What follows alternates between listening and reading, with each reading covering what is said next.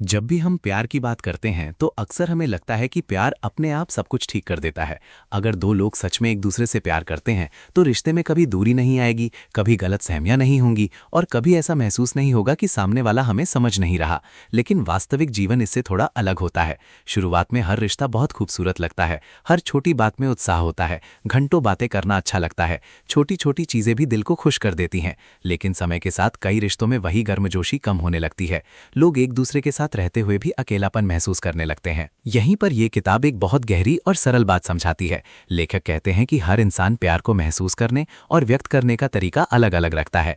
हम सबके अंदर एक अदृश्य इमोशनल लव टैंक होता है। जब यह टैंक भरा होता है तब इंसान सुरक्षित, खुश और जुड़ा हुआ महसूस करता है। लेकिन जब यह खाली होने लगता है तब रिश्ते में शिकायतें, दूरी और तनाव बढ़ने लगते हैं। सबसे बड़ी समस्या यह है कि अक्सर लोग अपने तरीके से प्यार देते हैं जबकि सामने वाला किसी और तरीके से प्यार महसूस करता है। मान लीजिए एक पति अपनी पत्नी के लिए दिन रात मेहनत करता है। उसे लगता है कि आर्थिक सुरक्षा देना ही सबसे बड़ा प्यार है। दूसरी तरफ पत्नी चाहती है कि उसका पति उसके साथ थोड़ा समय बिताए, उसकी बातें सुने और भावनात्मक रूप से उसके करीब रहे।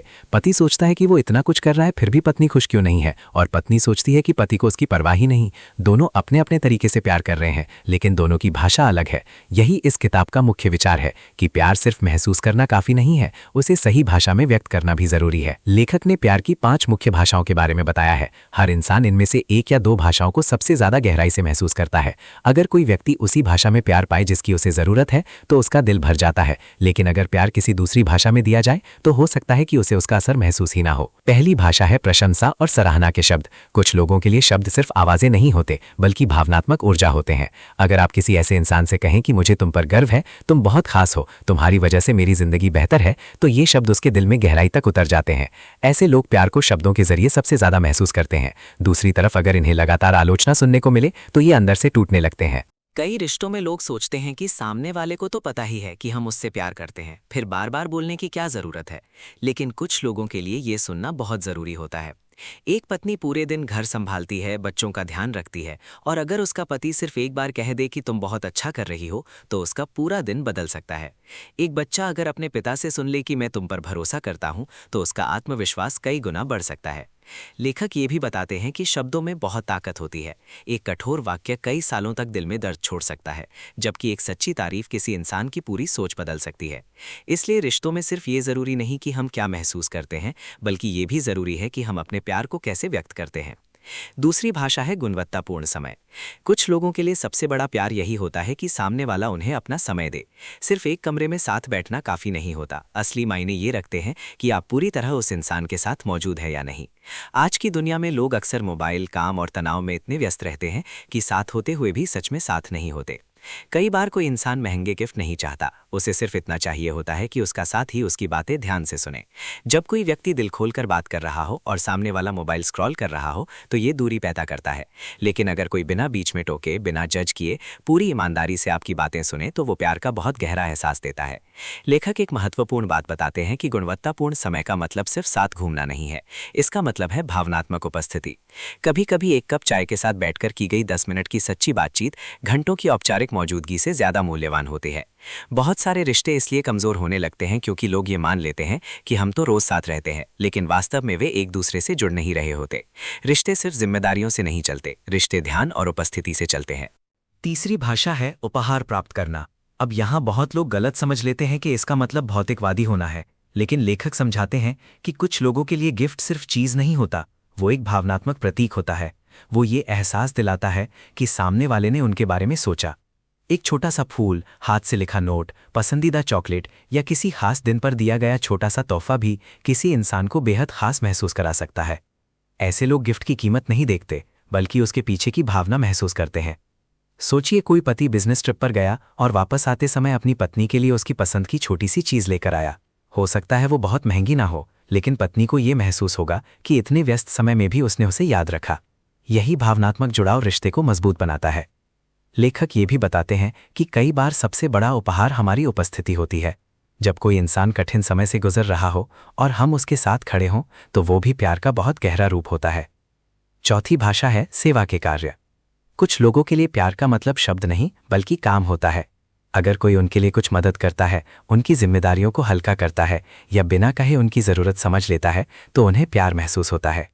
मान लीजिए एक पत्नी पूरे दिन काम में व्यस्त रहती है और उसका पति बिना कहे रसोई में मदद कर देता है। या एक पति तनाव में है और उसकी पत्नी उसके लिए छोटी छोटी चीज़ों का ध्यान रखती है। ऐसे कार्य ये संदेश देते हैं कि मैं तुम्हारी जिंदगी आसान बनाना चाहता हूँ। लेकिन यहाँ एक महत्वपूर्ण बात है, अगर सेवा मजबूरी में की जाए या गुस्से के साथ की जाए तो उसका असर खत्म हो जाता है। प्यार तभी महसूस होता है जब मदद दिल से आए। कई रिश्तों में लोग शिकायत करते हैं कि वो मेरी मदद नहीं करता या उसे मेरी परेशानियां दिखाई ही नहीं देती। कई बार ये सिर्फ काम की बात नहीं होती बल्कि भावनात्मक जरूरत होती है। जब कोई इंसान हमारी मदद करता है तो हमें लगता है कि हम अकेले नहीं हैं। 5वीं भाषा है शारीरिक स्पर्श। कुछ लोगों के लिए एक गले लगाना, हाथ पकड़ना, कंधे पर हाथ रखना या पास बैठना शब्दों से ज्यादा गहरा असर डालता है। शारीरिक स्पर्श सिर्फ रोमांस नहीं होता, ये सुरक्षा और अपनापन भी देता है। एक छोटा बच्चा अगर डर जाए और उसकी माँ उसे गले लगा ले तो वो तुरंत शांत हो जाता है, क्योंकि स्पर्श में भावनात्मक शक्ति होती है। इसी तरह रिश्तों में भी कभी कभी बिना कुछ बोले सिर्फ पास होना बहुत कुछ कह देता है। लेखक ये स्पष्ट करते हैं कि हर इंसान की प्राथमिक भाषा अलग होती है। समस्या तब पैदा होती है जब लोग अपनी भाषा में प्यार देते रहते हैं लेकिन सामने वाला किसी और भाषा में प्यार समझता है। एक पति रोज गिफ्ट लाता है लेकिन पत्नी चाहती है कि वो उसके साथ समय बिताए। पत्नी लगातार तारीफ करती है लेकिन पति चाहता है कि वो उसके कामों में सहयोग करे। दोनों कोशिश कर रहे हैं लेकिन दोनों को प्यार महसूस नहीं हो रहा। ये किताब हमें सिखाती है कि सफल रिश्ते सिर्फ भावनाओं पर नहीं चलते बल्कि समझ पर चलते हैं। अगर हम ये जान जाए कि सामने वाला प्यार किस भाषा में महसूस करता है तो हम रिश्ते को गहराई से बदल सकते हैं। लेखक एक और गहरी बात कहते हैं कि प्यार सिर्फ एक भावना नहीं बल्कि एक चुनाव भी है। शुरुआती आकर्षण समय के साथ कम हो सकता है लेकिन उसके बाद असली प्यार शुरू होता है, वो प्यार जो समझ, धैर्य और प्रयास से बनता है। आज की दुनिया में लोग जल्दी हार मान लेते हैं, छोटी छोटी गलतफहमियों पर रिश्ते टूटने लगते हैं। लेकिन अक्सर समस्या प्यार की कमी नहीं होती बल्कि प्यार की भाषा ना समझ पाने की होती है। अगर कोई व्यक्ति सालों से ये महसूस कर रहा हो कि उसकी भावनात्मक ज़रूरतें पूरी नहीं हो रही तो उसके अंदर दूरी बढ़ने लगती है। लेकिन जैसे ही उसे उसकी भाषा में प्यार मिलना शुरू होता है उसका व्यवहार बदलने लगता है। लेखक कई वास्तविक उदाहरणों के जरिए बताते हैं कि कैसे टूटते हुए रिश्ते फिर से मजबूत बने। कई दंपतियों ने सालों तक एक दूसरे को गलत समझा लेकिन जब उन्होंने एक दूसरे की प्रेम भाषा को समझना शुरू किया तो उनका रिश्ता बदल गया। ये किताब सिर्फ शादीशुदा लोगों के लिए नहीं है, ये हर रिश्ते पर लागू होती है। माता पिता और बच्चों के रिश्ते में भी यही सिद्धांत काम करता है। कुछ बच्चों को तारीफ चाहिए होती है, कुछ को समय, कुछ को गले लगाना और कुछ को छोटे छोटे उपहार। अगर माता पिता बच्चे की भाषा समझ जाएं तो बच्चा ज्यादा सुरक्षित और आत्मविश्वासी महसूस करता है। दोस्ती में भी यही सच है। कुछ दोस्त हमेशा संपर्क में रहना चाहते हैं क्योंकि उनके लिए समय महत्वपूर्ण है। कुछ लोग मदद करके प्यार जताते हैं, कुछ लोग शब्दों से समर्थन देते हैं। जब हम लोगों की भावनात्मक भाषा समझने लगते हैं तो हमारे रिश्ते गहरे और सच्चे होने लगते हैं। किताब ये भी बताती है कि सिर्फ अपनी ज़रूरतों पर ध्यान देना रिश्तों को कमज़ोर बनाता है। सफल रिश्ता तब बनता है जब दो लोग ये समझने की कोशिश करते हैं कि सामने वाले के दिल तक पहुंचने का रास्ता क्या है। प्यार का असली मतलब सिर्फ लेना नहीं बल्कि सही तरीके से देना भी है। लेखक एक दिलचस्प बात कहते हैं कि कई बार लोग वही प्यार देते हैं जो वे खुद पाना चाहते हैं। अगर किसी व्यक्ति की भाषा शब्द है तो वो लगातार तारीफ करेगा। अगर किसी की भाषा सेवा है तो वो हर काम करके दिखाएगा। लेकिन ज़रूरी नहीं कि सामने वाला उसी चीज़ को प्यार समझे। इसलिए रिश्ते में जागरूकता बहुत ज़रूरी है। ये किताब हमें भावनात्मक परिपक्वता भी सिखाती है। अक्सर लोग सोचते हैं कि अगर उसे मुझसे प्यार है तो उसे खुद समझ जाना चाहिए, लेकिन वास्तविकता यह है कि इंसान अलग अलग होते हैं। किसी के मन को पढ़ना आसान नहीं होता, इसलिए खुलकर बातचीत करना जरूरी है। लेखक सलाह देते हैं कि रिश्तों में शिकायतों को ध्यान से सुनना चाहिए, क्योंकि कई बार शिकायतें ही ये संकेत देती हैं कि सामने वाले की प्रेम भाषा क्या है। अगर कोई बार बार कहता है कि तुम मेरे साथ समय नहीं बिताते तो शायद उसकी भाषा गुणवत्तापूर्ण समय है। अगर कोई कहता है तुम मेरी कभी तारीफ नहीं करते तो शायद उसकी भाषा सराहना के शब्द हैं। ये समझ रिश्तों में चमत्कार ला सकती है। जब किसी इंसान को उसकी भावनात्मक भाषा में प्यार मिलता है तो वो ज्यादा शांत, खुश और सहयोगी बन जाता है। उसे लगता है कि कोई उसे सच में समझ रहा है, और इंसान की सबसे बड़ी जरूरत यही होती है कि वो समझा जाए। किताब ये भी बताती है कि प्यार सिर्फ रोमांटिक रिश्तों का हिस्सा नहीं है, बल्कि ये इंसानी जीवन की मूल जरूरत है।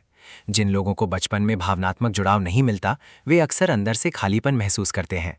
इसलिए रिश्तों में प्यार को सही तरीके से व्यक्त करना सिर्फ खुशी नहीं देता, बल्कि मानसिक और भावनात्मक स्वास्थ्य को भी मजबूत बनाता है। लेखक एक बहुत सुंदर विचार साझा करते हैं कि प्यार का मतलब सिर्फ बड़े बड़े त्याग नहीं होते। कई बार छोटी छोटी आदतें रिश्तों को जीवित रखती हैं। सुबह का एक प्यारा संदेश, थकान के समय एक कप चाय, बिना वजह गले लगाना, ध्यान से सुनना या किसी की मेहनत की सराहना करना, यही वो चीज़ें हैं जो धीरे धीरे दिलों को जोड़ती हैं। समय के साथ रिश्ते बदलते हैं, जिम्मेदारियां बढ़ती हैं, तनाव बढ़ता है, लेकिन अगर दो लोग एक दूसरे की भावनात्मक ज़रूरतों को समझने की कोशिश करते रहें तो रिश्ता मजबूत बना रह सकता है।